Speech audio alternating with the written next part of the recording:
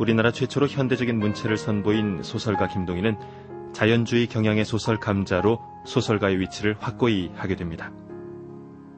김동인의 단편소설 감자는 가난하지만 정직한 농가에서 자란 복녀가 환경의 영향을 받아 타락해가는 과정을 사실적으로 그려내고 있습니다. 감자는 15살의 나이에 20년 연상의 호라비에게 80원에 팔려 시집가게 된 복녀가 남편의 무능과 게으름으로 지독한 가난에 빠지게 되는 이야기를 현장감 있게 보여주고 있습니다.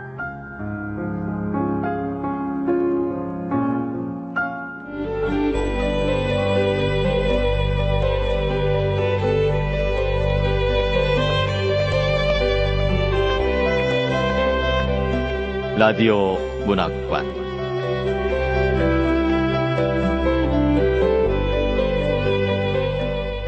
우리 소설 백선 김동인 원작 감자 첫 번째 시간입니다.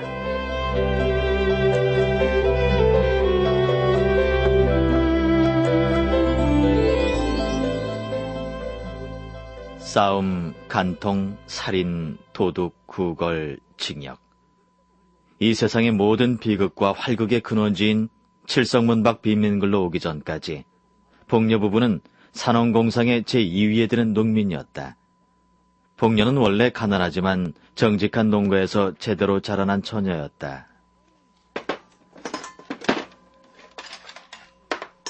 어째 음식 장만하는 소리가 밖으로 나가네? 잘못했습니다. 자고로 손님이 왔을 때 음식 장만하는 소리가 밖으로 나가면 손님이 불안하게 생각할 수도 있으니끼니 평소에 조심하라오. 네, 알겠습니다. 그치만 오늘은 손님이 안 오셨으니 평소에 예절을 익히지 못하고선 손님이 왔을 때는 잘할 수 있단 말이네? 그거이... 지금은 이렇게 농사 지으며 가난하게 살디만 우리 집안은 원래 선비 집안이었디. 가산이 기울어 농민으로 살디만 그래도 대대로 이어온 가율은 지켜야 하는 거이디. 그래야 네가 시집을 가서도 집안 흉보이지 않을 거 아니니. 복녀 집안은 예전 선비의 엄한 규율이 농민으로 떨어지면서부터 없어졌다. 그러나 어딘지는 모르지만 보통 농민보다는 좀 똑똑하고 엄한 가율이 그의 집에 그냥 남아 있었다.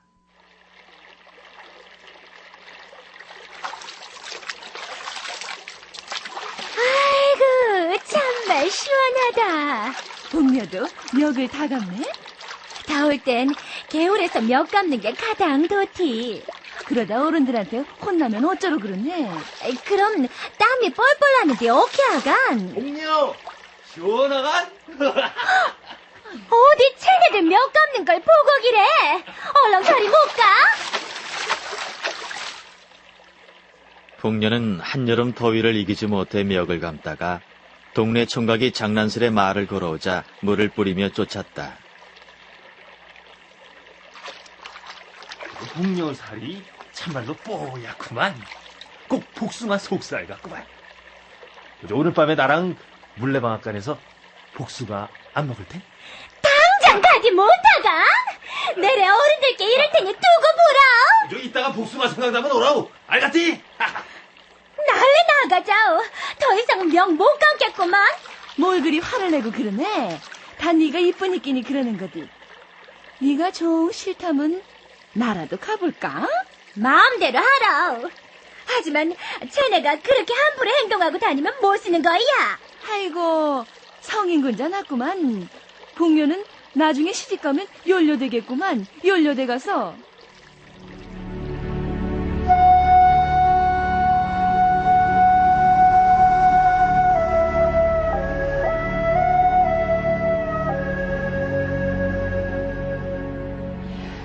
복녀는 물론 다른 집 처녀들같이 여름에는 벌거벗고 겨울에서 멱 감고 바짓바람으로 동네를 돌아다니는 것을 예사로 알기는 알았지만 그러나 마음속에는 막연하나마 도덕이라는 것에 대한 기품을 가지고 있었다.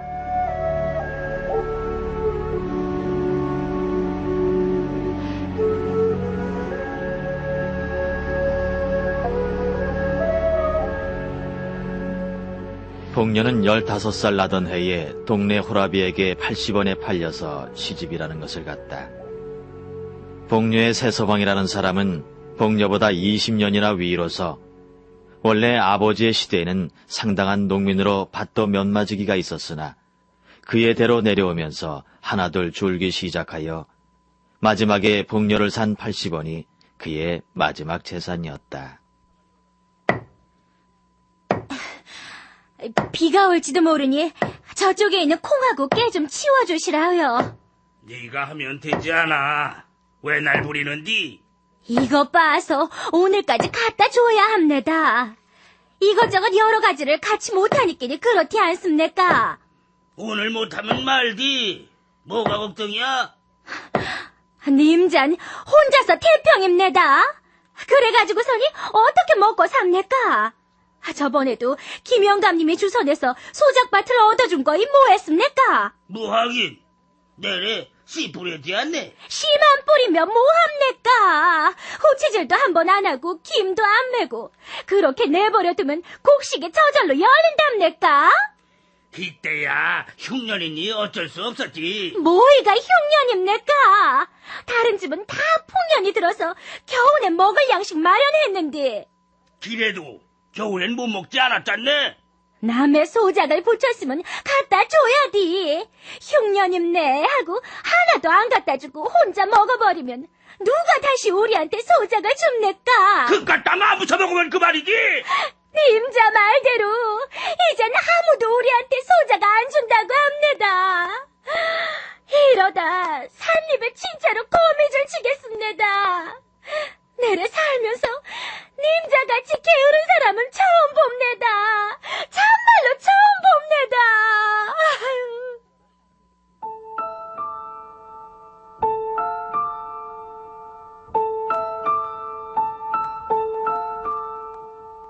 복녀의 남편은 극도로 게으른 사람이었다.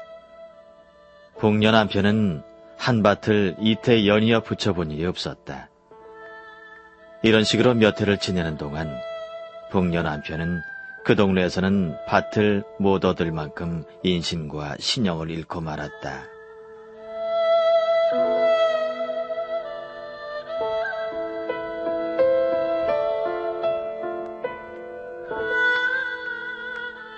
복녀가 시집을 온 뒤 한 3, 4년은 장인의 덕으로 이렁저렁 지나갔으나 예전 선비의 꼴이인 장인도 차차 사위를 밉게 보기 시작하였다. 복녀 부부는 처가에까지 신용을 잃게 되었다.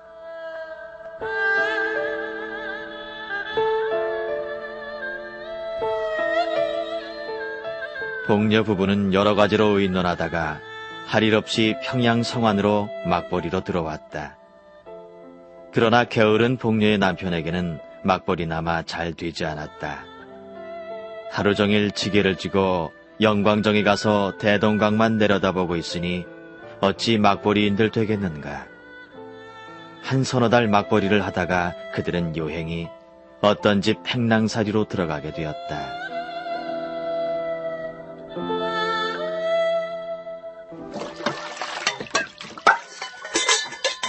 복녀는 설거지도 참 깨끗하게 하노만. 새벽같이 일어나서 지금까지 몸을 가만 놀리지 않으니 복녀는 부지런해서리 금방 살림이 늙었어. 열심히 살아야 돼요. 설거지 끝나면 물 좀 길어다 놓으라오. 예, 그러가시오. 얼마나 길어다 놓을까요? 한 서너 동이만 길어 놓으라오. 예, 설거지 얼른 끝내고 가겠습니다. 아니 그런데 벼쌈은 아직도 첫짝에 널려있네. 곧 치울 겁니다. 오늘 손님이 오니끼니 날래 치우라오. 예, 알겠습니다. 복녀는 부지런히 주인집 일을 보았지만 남편의 게으름은 어찌할 수가 없었다. 매일 복녀는 눈에 칼을 세워가지고 남편을 채근하였지만 그의 게으른 버릇은 개를 줄 수도 없었다. 해가 하늘 가운데 떴는데 아직까지 뭐 하십니까? 해가 하늘 가운데 떴건 하늘 가에 떴건 내 알 바 아니니까니 날래 문 닫으라오. 날래 일어나서 뱃섬 좀 치워달라고요. 남 조름 오는데 님자가 치우시관. 내가 치우나요?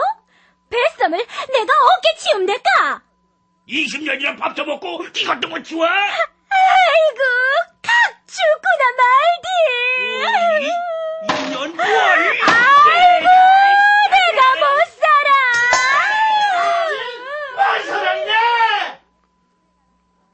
복녀 부부의 이러한 싸움은 그치지 않다가 마침내 그 집에서도 쫓겨나왔다. 이젠 어디로 가나?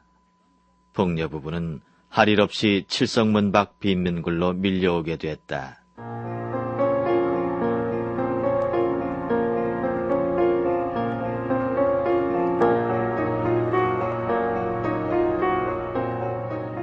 칠성문 밖을 한 부락으로 삼고 그곳에 모여있는 모든 사람들의 본업은 거러지요. 부업은 도둑질과 매움이었다. 그 밖에 이 세상의 모든 무섭고 더러운 죄악이 다 있었다. 복녀 역시 그 본업으로 나설 수밖에 없었다. 그 뒤로도 복녀의 삶은 순탄치 않았다. 19살의 한창 좋은 나이의 여편네에게 누가 밥인들 잘 줄까?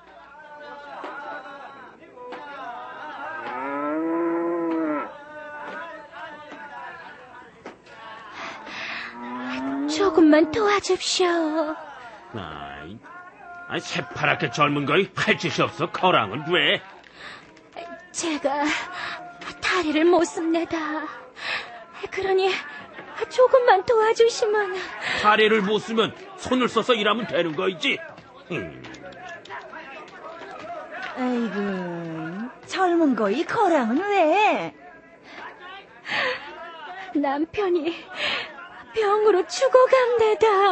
아무리 남편이 병으로 죽어가더라도 젊디 젊은 여자가 뭐 할 게 없어서리 거랑질이란. 아이, 그거에 거저 아치도 보기에만 이렇지 골병이 들었습니다. 죽지 못해 이렇게 나와 있는 거이니 사정 좀 봐주시라우요. 그 참 사정도 딱하구만. 내 오늘 한 번만 속아주디.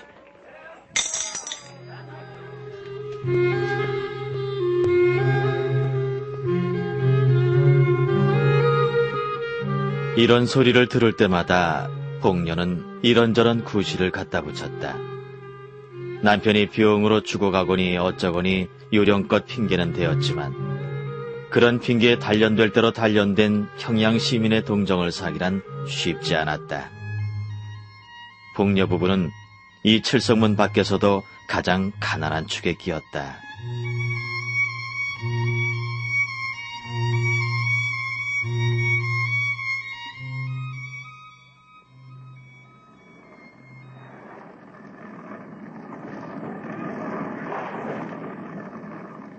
아이고, 맷돌질도 얌전하게 하는 걸 보니 복녀는 일을 참 잘하는구만.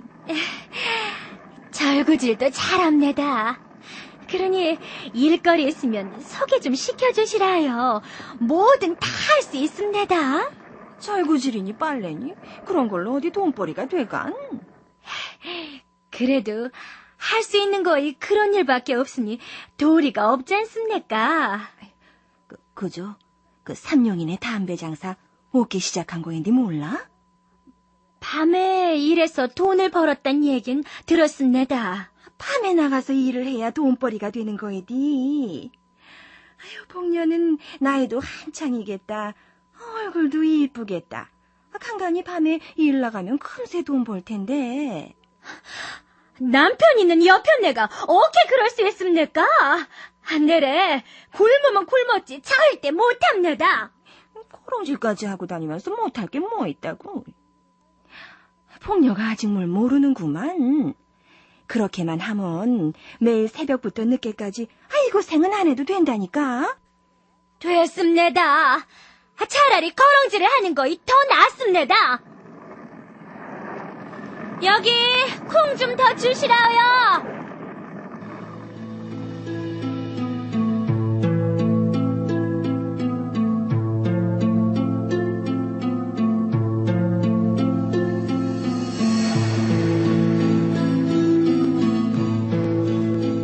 빈민굴에서도 수입이 좋은 사람은 하루에 5리짜리 돈푼으로 1원 7, 80전의 현금을 쥐고 돌아오는 사람까지 있었다. 극단적인 경우에는 밤에 돈벌이를 나갔던 사람이 그날 밤 40원을 벌어가지고 그 근처에서 담배 장사를 시작한 사람까지 있었다.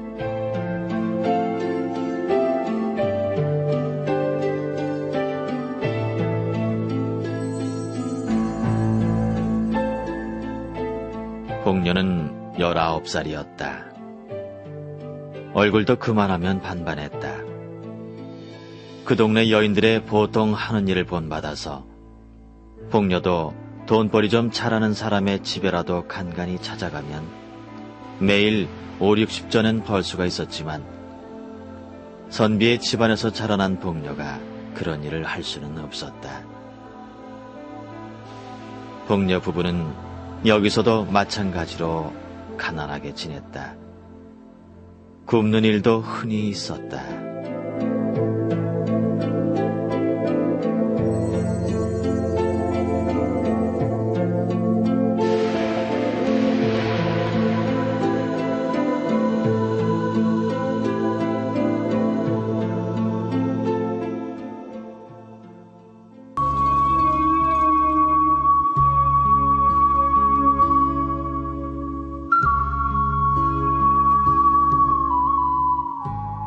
지난 이야기.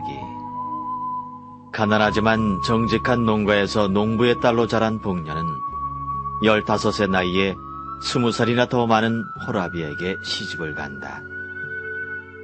나이 많은 신랑은 재산을 다 탕진한 데다 천성이 게을러서 소작도 제대로 하지 못하고 동네에서 인심과 신용을 잃고 만다.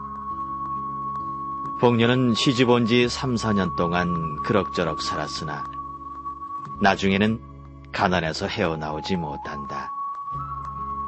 가난을 면하기 위해 복녀 부부는 드디어 평양교회의 빈민굴로 밀려나와 그걸로 목숨을 이어가게 된다.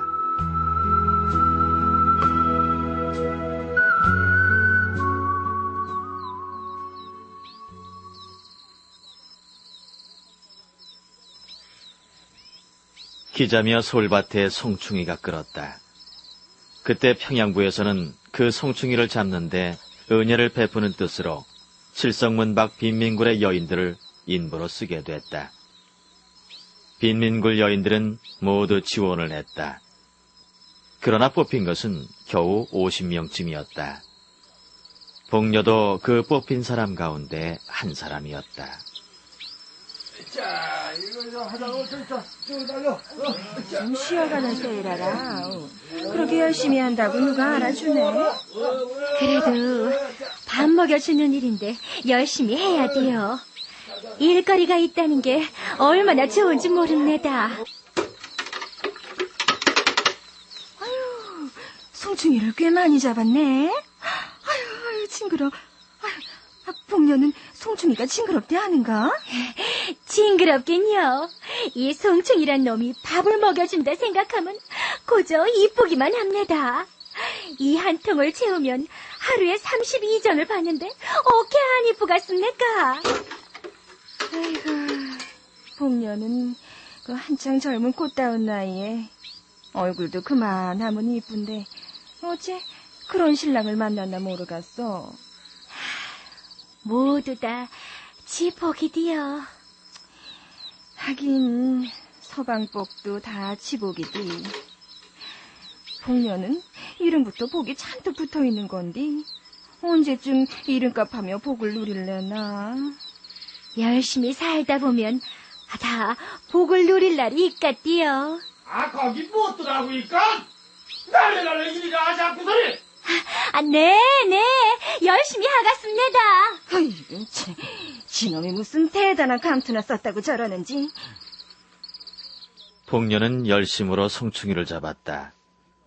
소나무에 사다리를 놓고 올라가서 송충이를 집게로 집어서 약물에 잡아놓고 또 그렇게 하면 그의 통은 잠깐 사이에 차곤 했다. 그러나 그렇게 대여세 하는 동안에 복녀는 이상한 현상을 하나 발견했다.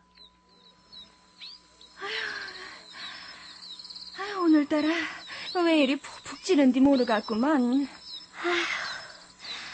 그러게 말입니다. 이렇게 더운 날은 나무 그늘 아래서 낮잠이나 자면 참 좋겠는데. 그런데 형님, 저 사람들은 송충이 안 잡고 저렇게 놀아도 감독한테 야단 안 맞습니까? 야단은 무슨. 복녀는 전 옆편 애들이 저렇게 놀고도 품삯을 얼마나 받는지 몰라? 일 안 하고 저렇게 노는데 누가 품삯을 주겠습니까? 아이고, 복녀는 아무것도 모르는구만. 전 옆편 애들 저렇게 놀고도 40전이나 받아간다고. 네? 40전이나요?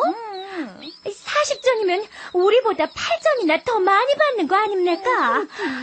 어떻게 그렇게 되는 겁니까?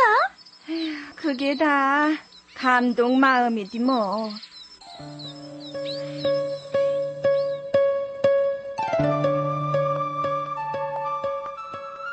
젊은 여자인부 연암은 사람은 언제나 송충이는 안 잡고 나무 아래에서 지절거리며 웃고 날뛰기만 하고 있었다. 뿐만 아니라 그 놀고 있는 인부의 품삯은 일하는 사람의 삭전보다 8전이나 더 많이 내주는 것이었다. 감독은 한 사람뿐이었는데 감독도 그들이 놀고 있는 것을 묵인할 뿐 아니라 때때로는 자기까지 섞여서 놀고 있었다. 어떤 날 송충이를 잡다가 점심때가 되어 나무에서 내려와 점심을 먹고 다시 올라가려 할 때 감독이 복녀를 찾았다.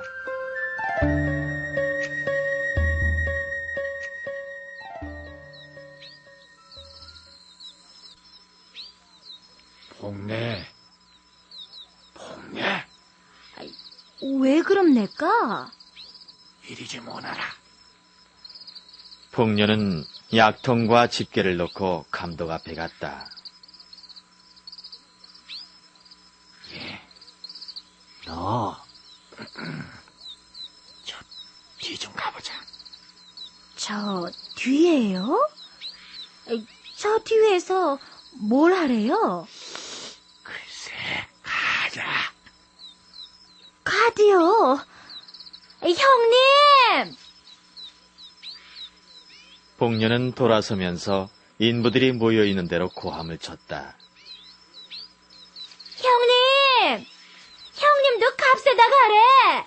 싫다야. 둘이서 재미나게 가는데 내가 무슨 맛에 가갔니? 가보자. 복내만 가면 돼. 자자자, 저 뒤에 가보자. 복내 좋겠구나. 감독은 저편으로 갔다.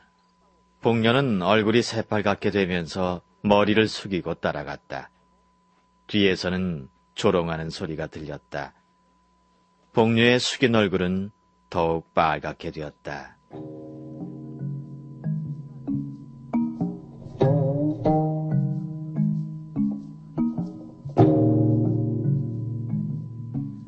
그날부터 복녀도 일 안 하고 품삯 많이 받는 인부의 한 사람이 됐다. 복녀의 도덕관 내지 인생관은 그때부터 변했다. 복녀는 여태껏 딴 사내와 관계를 한다는 것은 생각해 본 일도 없었다. 그것은 사람의 일이 아니요 짐승이 하는 것쯤으로만 알고 있었다. 혹은 그런 일을 하면 탁 죽어지는지도 모를 일로 알았다.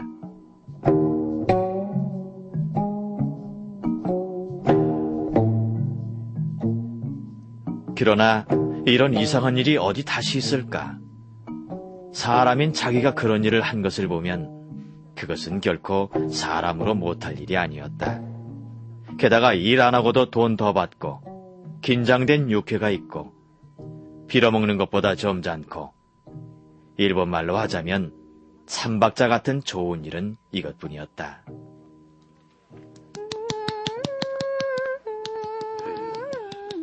웬 놈의 불을 그리 쳐바르네? 누군 바르고 싶어서 바르는 줄 압니까? 다 먹고 살자고 그러는 게디. 그 얼굴에 분이 갈수록 많아지는구만. 난 이제서야 사람 사는 게 뭔지 알겠수다. 이렇게 사는 게 사는 비결이라는 것도 알았고요. 이제서야 난 처음으로 사람처럼 사는 것 같은 생각이 드누만. 기럼, 그동안은 사람이 아니고 돼지였단 말이가? 이제부턴 살아갈 자신이 생겼단 말입니다. 젊게 젊은 것이 구걸이나 하고, 그거이 얼마나 부끄러운 일인지 알기나 합니까? 부끄럽기는 다 사람 사는 게 거기서 거기인 거지. 복녀는 이것이야말로 삶의 비결이 아닐까 하는 생각을 했다. 뿐만 아니라 이 일이 있은 뒤부터 그는 처음으로 한계의 사람이 된 것 같은 자신까지 얻었다. 그 뒤부터는 복녀의 얼굴에 조금씩 분도 발리게 되었다.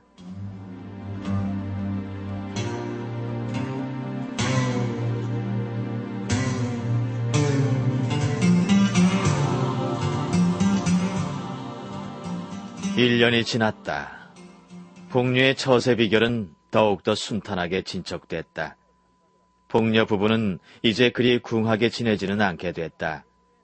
복녀의 남편은 이것이 결국 좋은 일이라는 듯이 아랫목에 누워서 벌신벌신 웃고 있었다. 복녀의 얼굴은 더욱 예뻐졌다.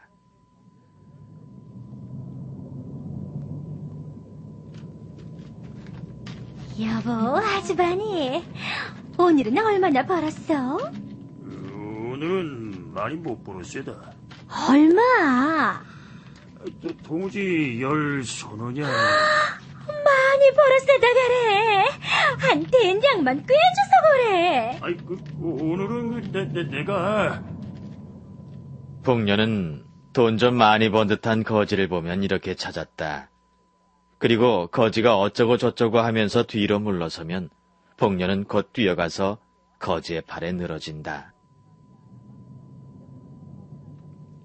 아이, 나한테 들킨다면 뀌고야 말아요. 나원, 이 아주머니 만나면 야단이더라. 자자, 꽤 주디. 그 대신 알아있디? 응? 난 몰라요. 모르면 안 좋대야. 아우, 글쎄, 알았대도 그런다. 복녀는 눈꼬리에 웃음을 달고 거지에게 바싹 몸을 붙였다. 복녀의 성격은 이만큼까지 진보됐다.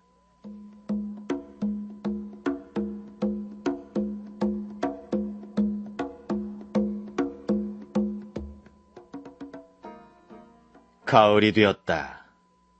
칠성문 밖 빈민굴의 여인들은 가을이 되면 칠성문 밖에 있는 중국인의 채마밭에 감자며 배추를 도둑질하러 밤에 바구니를 가지고 갔다. 복녀도 감자깨나 잘 도둑질해 왔다.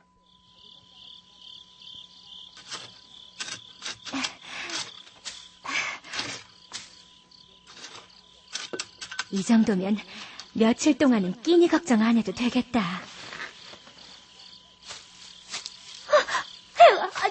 누구요? 어떤 날 밤, 복녀가 고구마를 한 바구니 잘 도둑질해가지고 돌아가려고 일어설 때에 복녀의 뒤에 시커먼 그림자가 서서 복녀를 꽉 붙들었다. 돌아보니 그것은 그 밭의 주인인 중국인 왕서방이었다. 복녀는 말도 못하고 멀뚱멀뚱 밭 아래만 내려다보고 있었다. 우리 집에 가. 가재면 가디. 헌, 겁도 못 갈까?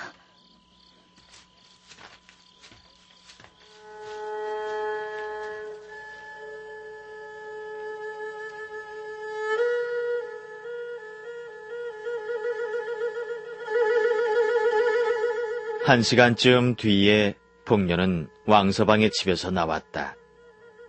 복녀가 밭고랑에서 길로 들어서려 할 때에 문득 뒤에서 누가 복녀를 불렀다.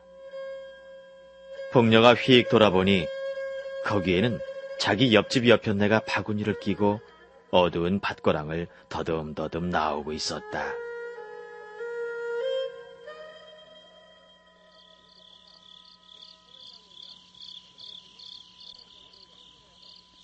어떻게 됐을까? 형님도 들어갔댔을까? 님자도 들어갔댔네? 형님은 네 집에. 나는 녹서방네 집에, 님자는? 난 왕서방네. 형님, 얼마 받았어? 녹서방 그 깍쟁이 놈, 배추 3팩이. 난 3원 받았디.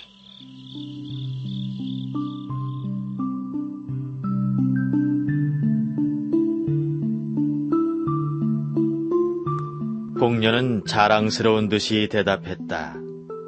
10분쯤 뒤에 복녀는 자기 남편과 그 앞에 돈 3원을 내놓은 뒤 아까 그 왕서방의 이야기를 하며 웃고 있었다. 그 뒤부터 왕서방은 무시로 복녀를 찾아왔다.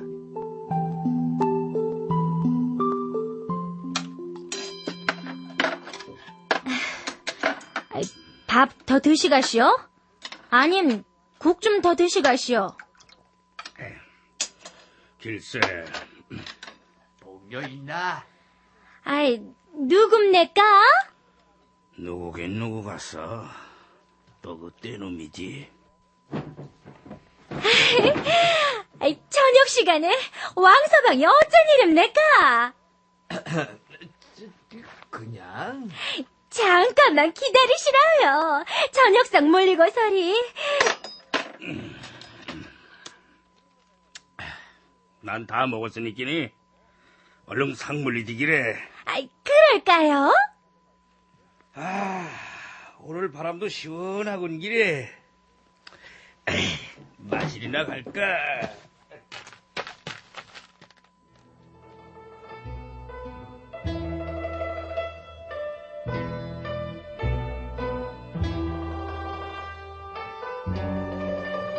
왕서방이 복녀를 찾아와 한참 눈만 멀뚱멀뚱 뜨고 앉아 있으면 복녀의 남편은 눈치를 채고 밖으로 나갔다. 왕서방이 돌아간 뒤에 그들 부부는 1원 혹은 2원을 가운데 놓고 기뻐하곤 했다.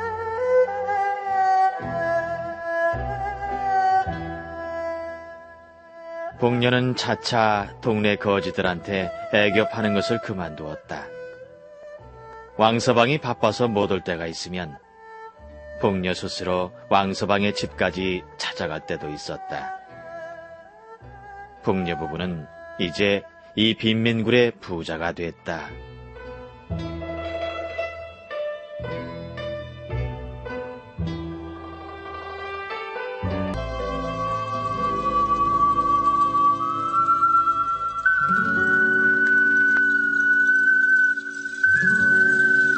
지난 이야기. 복녀는 성충의 퇴치 작업의 인부로 뽑혀 열심히 일하다가 감독에게 몸을 허락하게 되면서 편하게 일하고 돈 버는 방법을 알게 된다. 이 일로 복녀는 정조를 대수롭지 않게 여기게 되고 정조를 팔아 궁하게 지내지 않게 된다. 가을이 되면서 복녀는 빈민굴 아낙네들을 본받아 중국인 감자밭에서 감자를 도둑질하기 시작한다.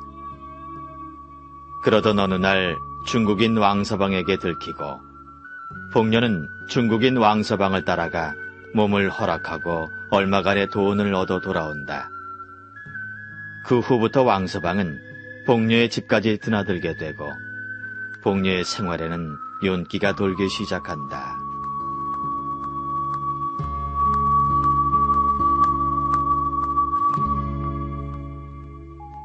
그 겨울도 가고 봄이 왔다. 왕서방은 돈 100원으로 처녀 하나를 마누라로 사오게 됐다.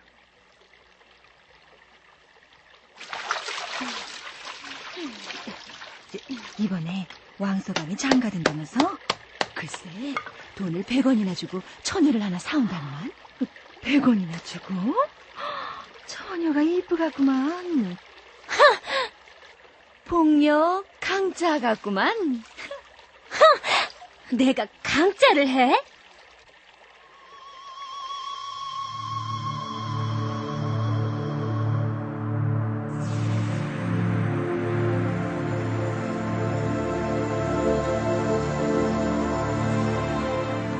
동네 여편네들이 이런 말을 하면 복녀는 코웃음을 웃곤 했다. 그러나 자신의 마음에 생기는 검은 그림자는 어찌할 수가 없었다.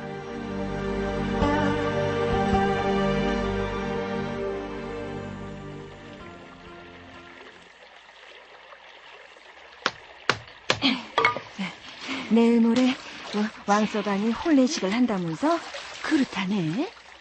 그런데 그 왕서방이 자랑하고 다니던 긴 머리 자른 것 압니까?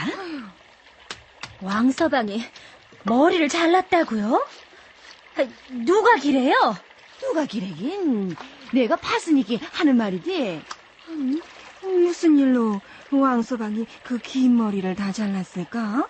새색시가 자르라고 했답니다. 새색시가? 아이고, 왕서방이 그 새색시에 푹 빠진 모양이구먼. 안 그러면 100원이나 주고 사온 처녀인데. 왕서방이 이제 복녀는 까맣게 잊어버렸구먼.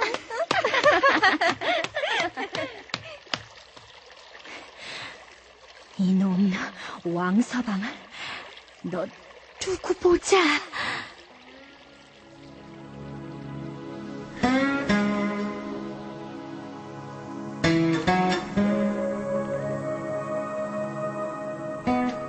왕서방이 색시를 데려오는 날이 가까워지면서 왕서방은 여태껏 자랑하던 길다란 머리를 깎았다.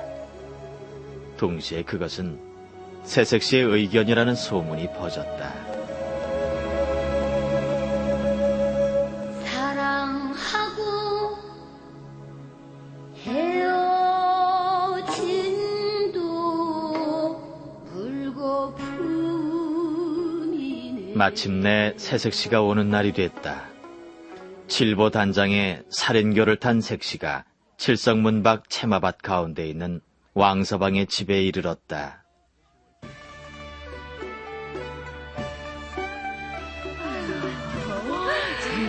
왕서방이 돈을 많이 썼구만. 아주 잔치를 제대로 하네.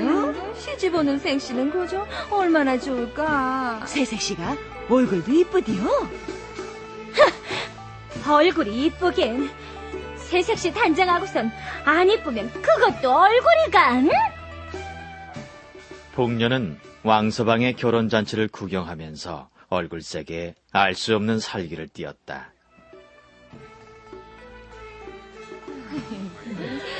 아이고, 복녀 또 강짜하는만. 글쎄, 복녀 얼굴보단 덜 이쁜가? 얼굴도 얼굴이지만 그래도 젊지 않아요. 뭐니 해도 젊은 거이 최고디요. 어쨌거나 우린 잔치 구경이나 하고 맛있는 거이나 얻어먹자고. 맞아요. 왕서방 덕에 모처럼 배도 들겨보자고요. 왕서방이 잔치하면서 이 동네 사람들한테도 인심을 쓴다고 하니끼니 복녀도 같이 가서 먹고 오자오. 내가 그 집 낼까? 남의 집 가서 얻어먹게. 나는 됐으니 실컷들 얻어먹으시라고요.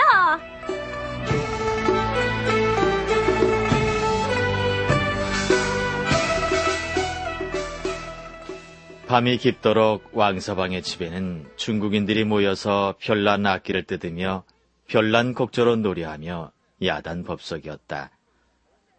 복녀는 집 모퉁이에 숨어서 눈에 살기를 띠고 방 안의 동정을 듣고 있었다. 다른 중국인들은 새벽 2시쯤 되어 돌아갔다. 중국인들이 돌아가는 것을 보면서 복녀는 왕서방의 집안에 들어갔다. 복녀의 얼굴에는 분이 하얗게 발려 있었다. 누구야? 복녀. 신랑 신부는 놀라서 복녀를 쳐다보았다. 복녀는 무서운 눈으로 흘겨보면서 왕서방에게 가서 왕서방의 팔을 잡고 늘어졌다. 복녀의 입에서는 이상한 웃음이 흘렀다. 자, 우리 집으로 가요. 왕서방은 복녀의 말에 아무 대꾸도 못했다. 눈만 정처 없이 뒤룩뒤룩 굴렸다. 복녀는 다시 한번 왕서방을 흔들었다. 자, 어서. 우리 오늘 밤 일이 있어 못 가. 이 일은 밤중에 무슨 일? 그래도 우리 일이... 복녀의 입에 여태껏 떠돌던 이상한 웃음이 문득 없어졌다. 그리고 복녀는 팔을 들어서 치장한 신부의 머리를 찼다. 복녀! 이러지 마!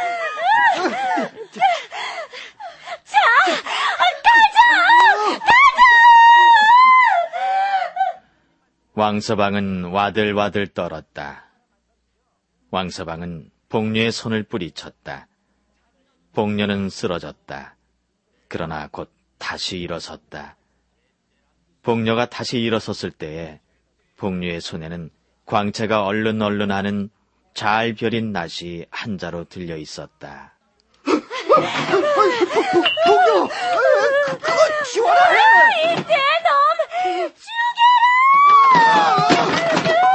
이 손 봐! 이 손 못녹한디! 복녀! 이러지 마라 해! 이거 놓고 말아라 해! 제발 이러지 마라 해! 이놈! 나 때렸디? 이놈아! 아이고! 사람 죽이는 진짜!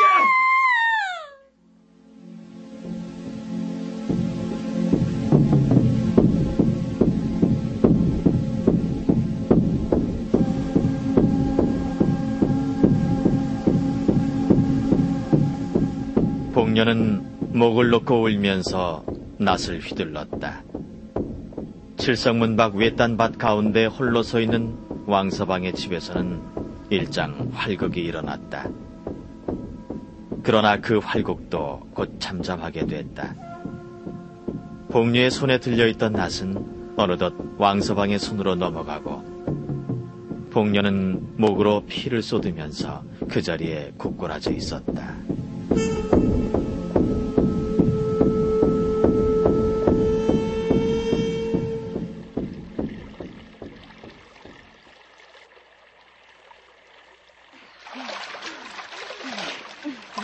요즘 통 복녀가 보이질 않지? 왕서방 장가드는 날 보고선 복녀를 본 적이 없대요. 화병이 나서 자리에 누운 거 아닌가? 왕서방이 장가들었으니 어디 다른 자리 알아보러 다니는 거야 아니겠습니까? 하긴 그럴 수도 있겠구만. 그런데 요즘 왕서방이래 복문의 집에 들락거리던데요. 왕서방이 복년의 집에? 이유가 무엇인디? 글쎄 그거이 지가 모르디요. 새 장가 들고선 복녀를 못 잊은 거야 아니겠디? 모르디. 복녀를 첩으로 들일 작정인디도.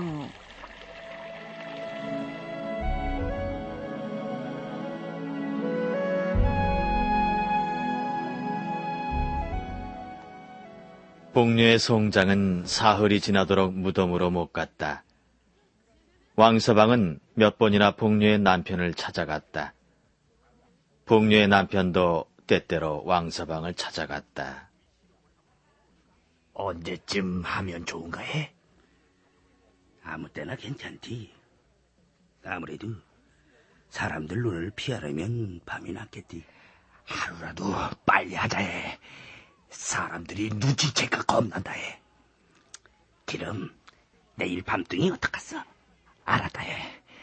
나머지 일은 내가 다 알아서 한다 해. 그러니 입 조심하라 해. 내 걱정하지 말고 일처리나 뒤탈 없이 하라우.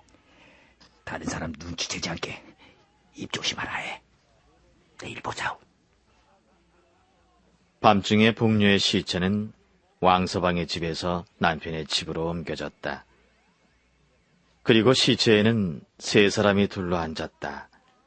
한 사람은 복녀의 남편, 한 사람은 왕서방, 그리고 또 한 사람은 어떤 한방의사.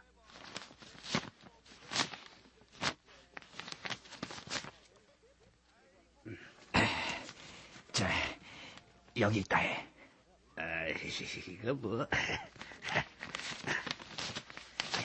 모두 30원이디? 20원이다 해.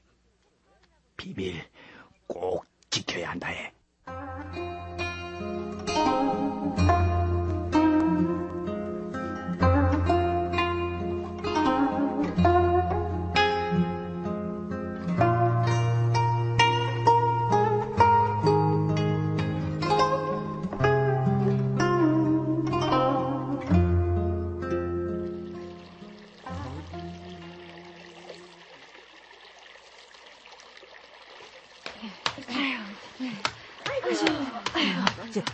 그 얘기 들었네?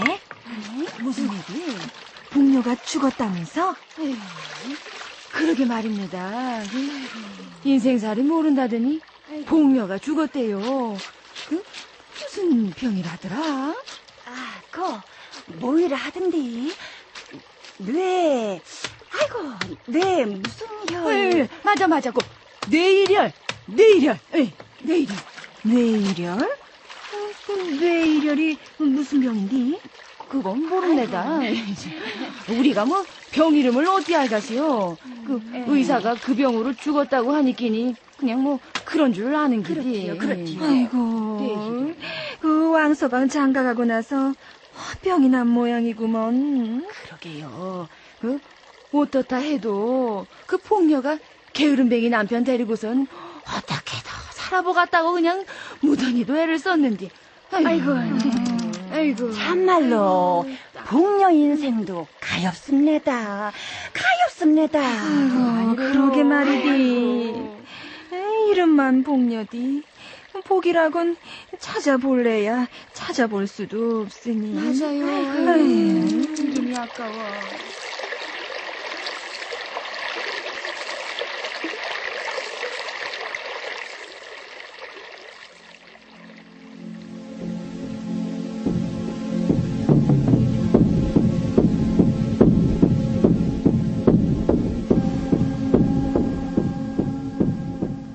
복녀는 뇌일혈로 죽었다는 한방 의사의 진단으로 공동묘지로 실려갔다.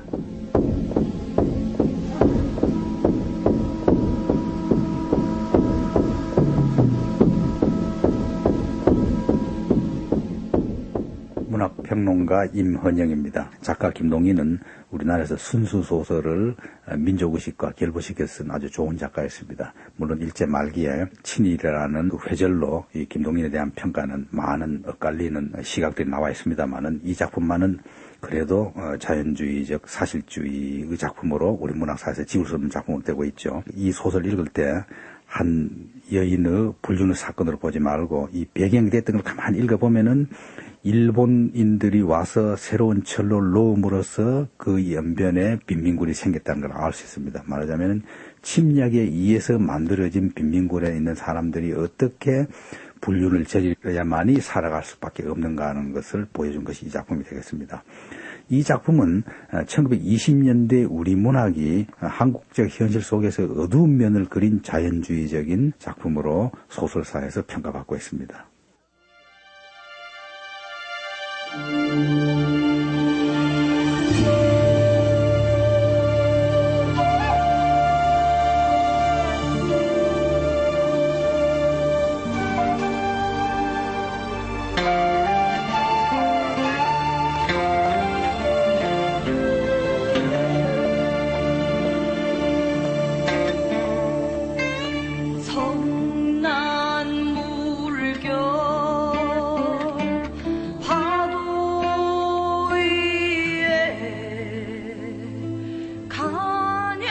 출연 복녀 이혜영, 남편 이의선, 왕서방 이원상, 신부 이영아, 안악일 홍희숙, 안악이 이주희, 안악삼 정현숙, 해설 김민석, 기술 김길호, 효과 정현재 최창렬, 음악 박희준.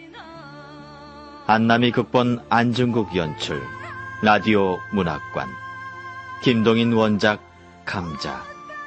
세 번째로 마지막 시간이었습니다. 동상